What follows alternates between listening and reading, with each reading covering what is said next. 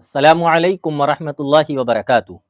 हज़रात नाज़रीन, हर इंसान की ख्वाहिश होती है कि उसकी औलाद हो, उसका कोई वारिस हो। और अगर मैं सच कहूँ तो शादी के बाद सबसे पहले एक आदमी की ख्वाहिश, एक औरत की ख्वाहिश यही होती है कि वो माँ बाप बन जाएं, उनकी औलाद हो, उनके बच्चे हों। लेकिन बहुत सारे लोग आपको मिल जाएंगे कि जिनकी औलाद है, औलाद होने के बावजूद वो परेशान है। क्यों? इसकी वजह यह है कि औलाद फर्माबरदार नहीं है। औलाद उनकी बातों को नहीं सुनती। औलाद बजाय इसके कि उनके दिल का सुकून हो, आँखों की ठंडक हो, चैन और सुकून की ज़िंदगी गुजारने में मुआविन और मददगार बने, उनकी औलाद उनके लिए दर्द सर बन चुकी है।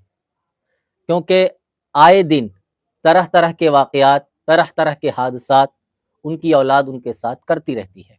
तो आज की ये वीडियो बड़ी ख़ास होने वाली है उन लोगों के लिए जिनकी औलाद है, और उन लोगों के लिए भी जिनकी औलाद नहीं है, वो औलाद की तमन्ना रखते हैं, ख्वाहिश रखते हैं, और वो तमाम इलाज से थक चुके और हकीमों के पास, डॉक्टर्स के पास, आमिलों के पास जा जाकर परेशान हो चुके, लेकिन औलाद नहीं हुई, जिसकी वजह से वो मायूसी का शिकार होकर बैठ गए।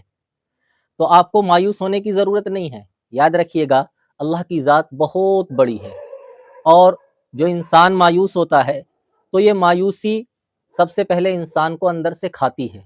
तो इसलिए आप कभी मायूस मत होइएगा। और याद रखिएगा, अल्लाह की ज़ात वराउल वरा है। वो इस बात पर कादिर है कि आपके कदमों में सारी दुनिया को ला कर रख दे।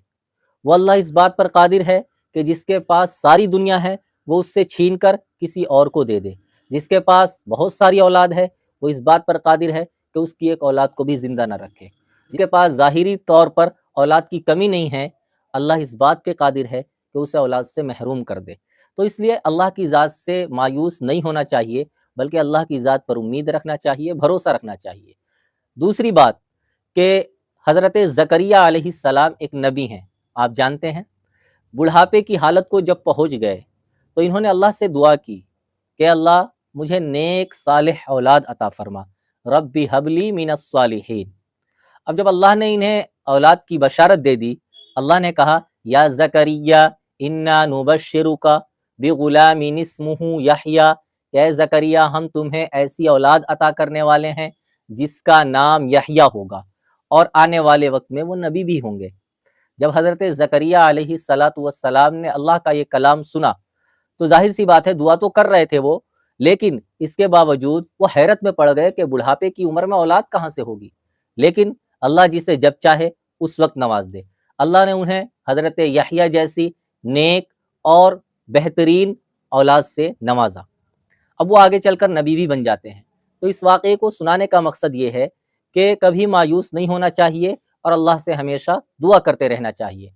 और इसके साथ-साथ जो आयत मैंने पढ़ी है, रब्बी हबली मिनस सालिहीन, इस आयत को कसरत से पढ़िए। बीवी भी पढ़े, शौहर भी पढ़े, इंशाअल्लाह औलाद की दौलत से मालामाल हो जाएंगे। इसमें सबसे पहली चीज़ तो यह है कि औलाद मिलेगी। दूसरी चीज़ यह है कि औलाद फर्माबरदार मिलेगी, क्योंकि अब मैंने बताया ना कि आपने बहुत सारे लोगों को देखा होगा, औलाद है लेकिन वो औलाद उनके लिए दर्द सर है। तो इससे बचने के लिए कि वो औलाद हमारे लिए नेमत हो, ज़हमत ना हो, अल्लाह की रहमत हो, तो इसके लिए ज़रूरी है कि आप दुआ कीजिए। क्या पढ़ेंगे? रब्बी हबली मिनस सालिहीन। इस दुआ को, इस आयत को कसरत से पढ़ेंगे तो इंशाअल्लाह अल्लाह तबारक व तआला आपको औलाद की दौलत से मालामाल कर देगा।